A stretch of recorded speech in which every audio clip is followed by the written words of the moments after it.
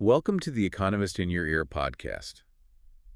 If a company can build a robot that vacuums your living room, does that mean they can build a 2-ton electric vehicle to drive you to work? Right. I mean, it sounds completely absurd on its face. It really does. The engineering leap from, sucking dust out of a rug to safely transporting a human family at highway speeds, it feels like it should be insurmountable. You would definitely think so. But as we unpack our analysis today, we're going to see that this specific leap is actually the defining feature of, well, probably the most volatile industrial sector on the planet right now. It's totally wild. So we are looking at a fascinating piece of reporting today, an article titled, Strange New EV Makers Keep Appearing in China. Yeah, and strange is definitely the right word there. Right, and our mission here is to really understand the mechanics behind this bizarre appliance to auto pipeline. It's a very literal pipeline, too. Exactly. Like next year, a company named Dream, which you might know for their really sleek, high-end robo-vacuums. Oh, yeah, they're everywhere. Right. Well, they are planning to start selling sleek electric vehicles. Which is just, it's quite a pivot. And they are just following a trail that's already been blazed by others. Right, like Rock's Motor. Yes. Founded by literally a vacuum tycoon, and they started selling electric SUVs back in 2023. And then, of course, you have a giant like Xiaomi. Exactly. Millions of people buy their cheap smartphones and, their household vacuums. And then in 2024, boom, they suddenly launch a line of sports cars. And the speed of that transition is really what demands our attention here. It's so fast. It really is. Xiaomi basically went from announcing their car project to delivering a highly praised electric sports car in about 3 years. Just 3 years. Yeah. Historically, for a legacy automaker, developing a new internal combustion engine platform from scratch could take 5 to 7 years. Easily. And it requires decades of institutional knowledge in, metallurgy and thermodynamics. Right. And I understand the theory here, right, that modern electric vehicles are basically just software wrapped around a battery. A smartphone on wheels? Exactly. It's like building a custom PC. You buy a motherboard, a graphics card, and a power supply off the shelf. Right. You snap them all into a cool-looking case, and you install Windows. Which makes sense. It does. In this scenario, you license a battery from one supplier, you buy the electric motors from another, and you just slap your company's software interface on the dashboard screen. Yeah, that's the model. But treating a complex vehicle that operates in public spaces like a consumer electronic, it feels incredibly reckless, doesn't it? It definitely sounds risky. Because if my custom PC crashes, I lose a spreadsheet. But if my car's software crashes while I'm merging into traffic, the consequences are fatal. The stakes are infinitely higher. Absolutely. Yes. So is it a dangerous oversimplification? Well, it's a valid concern, but it also makes this trend so revealing about the current state of manufacturing. How so? The companies making this leap, they understand the life safety requirements, obviously. Right. But they also recognize a structural shift in the actual DNA of automaking. The barrier to entry has just fundamentally changed shape. Okay, unpack that a bit. So in the internal combustion era, the moat-protecting companies like Ford or Toyota was the engine itself. Building the engine is hard. Incredibly hard, making millions of tiny controlled explosions happen smoothly without, vibrating the car apart. Yeah, that takes decades to master. Exactly.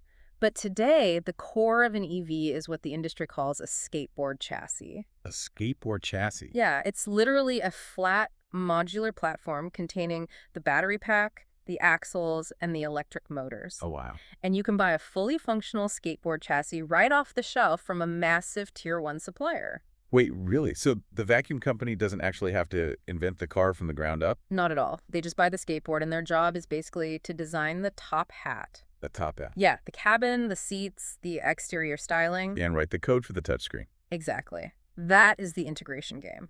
If you are Xiaomi or Dream, your expertise is already in consumer electronics, in supply chain management, battery optimization, and writing really clean user interface software. Right, which people love. And in the EV era, that covers the majority of the value of the vehicle. That's crazy. You contract out the heavy metal bending, and suddenly, boom, you are an automaker. So because that barrier to entry has morphed from this massive engineering hurdle into basically a supply chain management exercise, it's triggered this gold rush. A gold rush that defies all conventional economic logic, frankly. Well, let's talk about the numbers in the article mapping out this gold rush, because They're almost difficult to process. They really are.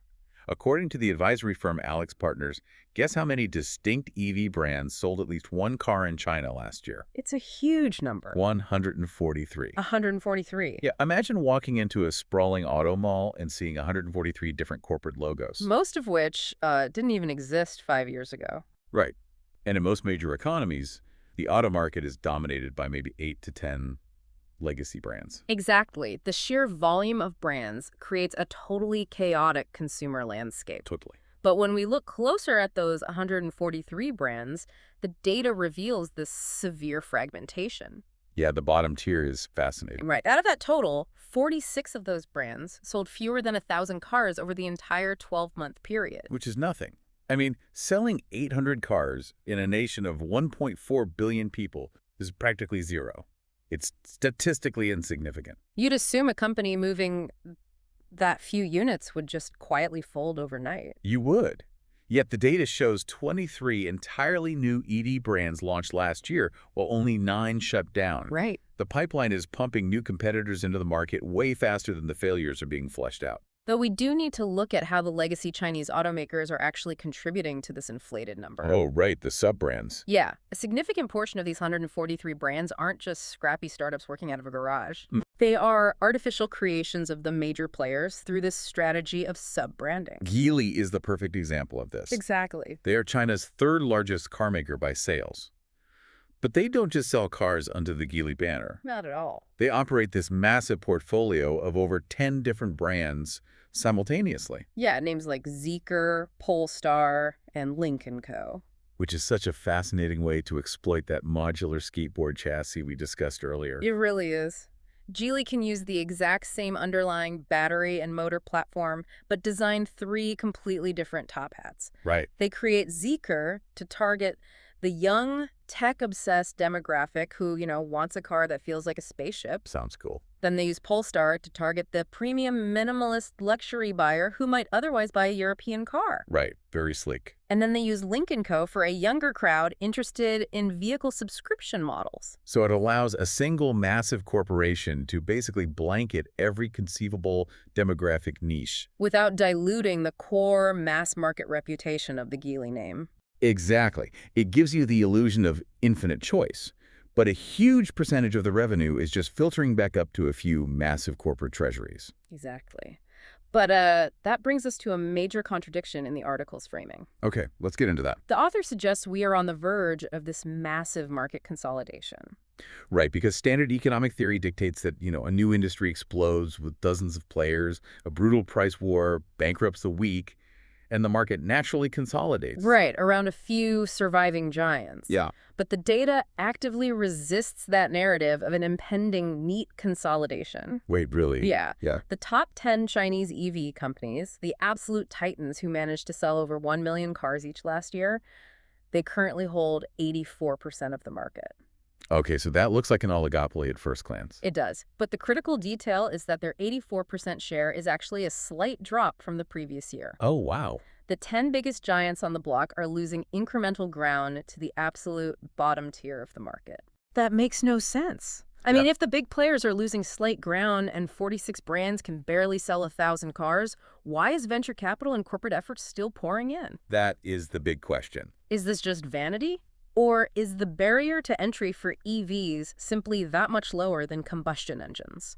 Well, this is where we really have to challenge the assumptions of traditional free market economics. Okay. In a pure free market, those 46 brands selling under 1,000 cars would have their credit lines cut and their factory doors chained shut immediately. Right, they'd be gone. But the Chinese EV sector operates under a totally unique political economy. Government funding. Exactly. Much of the capital keeping these fringe brands alive comes from local municipal governments. Because they want the factories. Right. A mayor of a mid-sized province wants an EV factory in their jurisdiction because it provides high-paying engineering jobs, boosts local GDP metrics, and, generates future tax revenue. So local governments are acting like venture capitalists. Very much so. offering free land, subsidized electricity, and massive low-interest loans to keep these zombie companies alive. All for the sake of regional pride and economic statistics? It's basically an arms race between different provinces. Which completely short-circuits the natural consolidation process. Wow. But that has to create a holding pattern of extreme overcapacity, right? Absolutely. You have 143 brands churning out vehicles in a domestic market that physically cannot absorb them. Yeah. And that overcapacity is crashing headfirst into a really harsh macroeconomic reality. Because the domestic market in China is contracting rapidly. Yes. Overall car sales have been dropping swiftly. They were down by a fifth, so 20% year-on-year in April alone. Which is a huge plunge. Massive. And April wasn't just an isolated bad month, it was the 7th consecutive month of falling sales. So you have an artificially bloated roster of manufacturers fighting over a pie that is rapidly shrinking by the day. A shrinking pie combined with infinite supply creates an existential pressure cooker.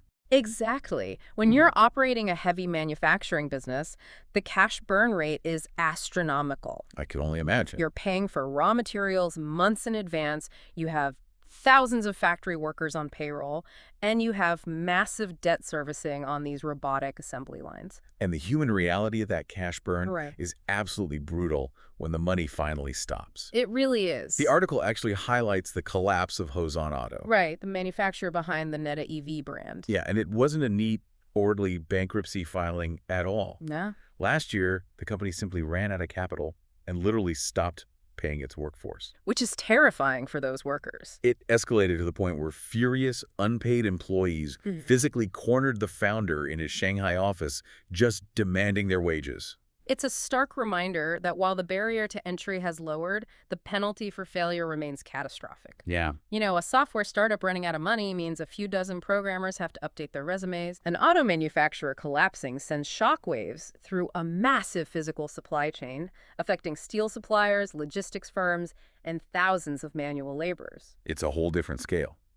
In an irrational market, shrinking demand and massive overcapacity usually leads to slashed prices, right?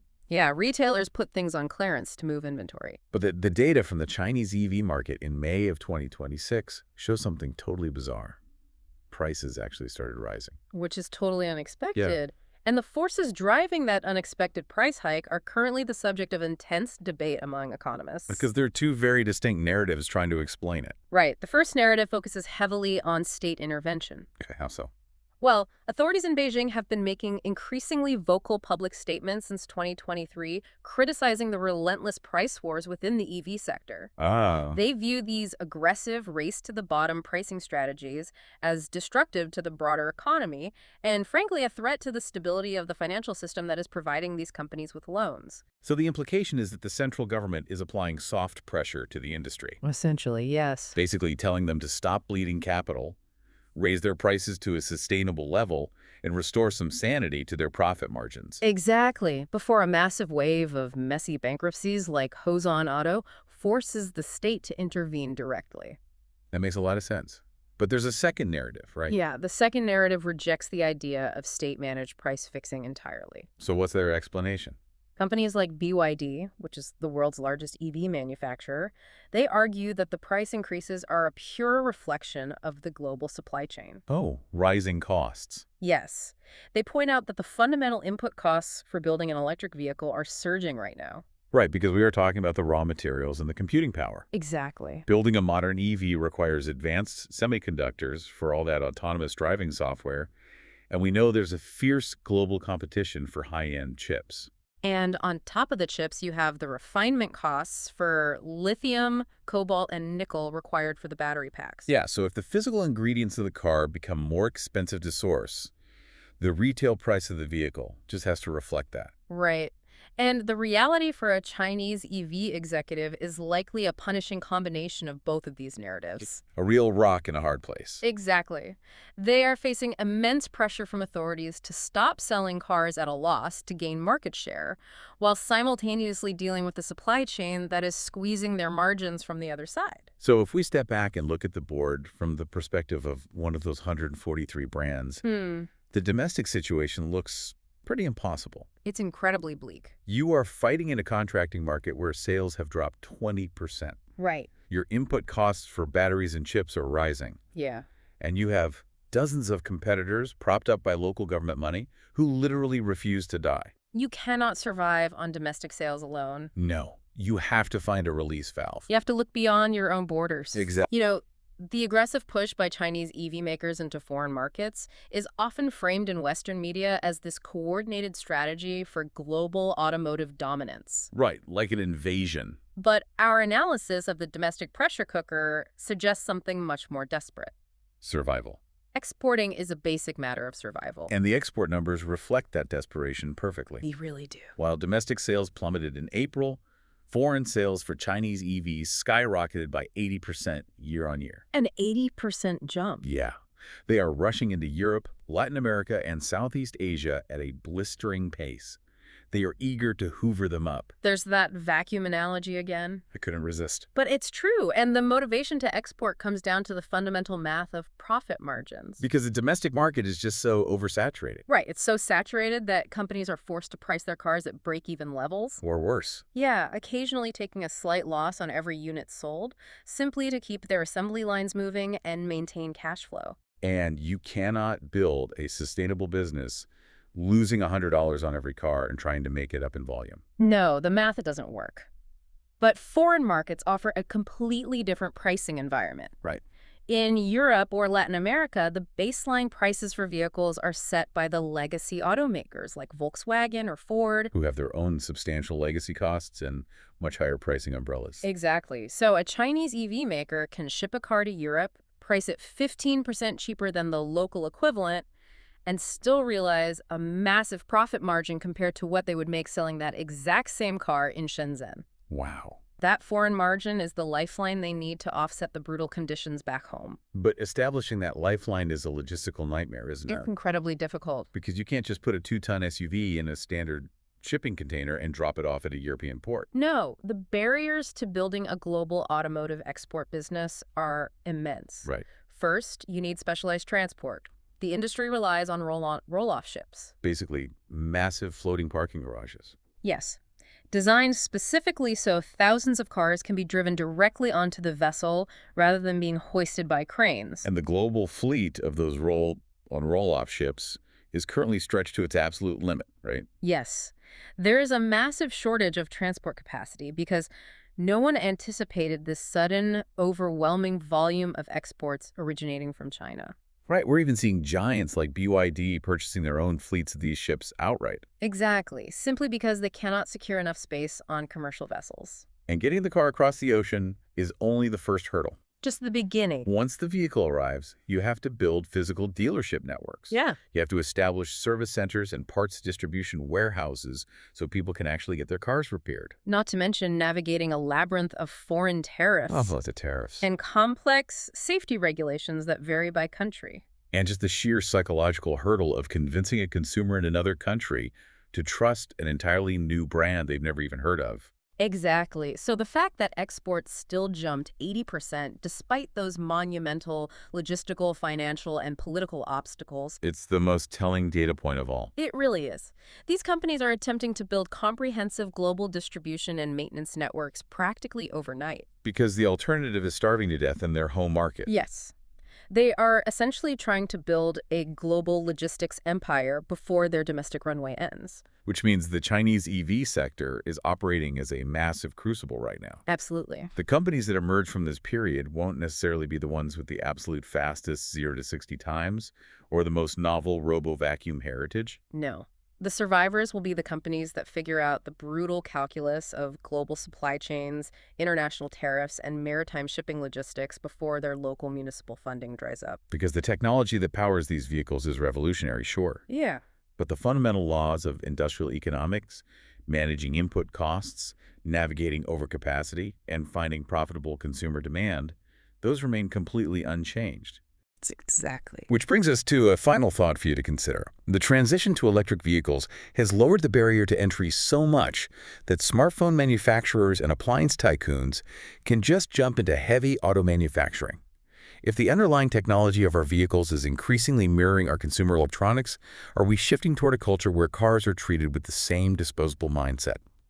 Will we find ourselves replacing a 2-ton vehicle every 4 years simply because the dashboard software feels a bit sluggish, just like we upgrade our phones?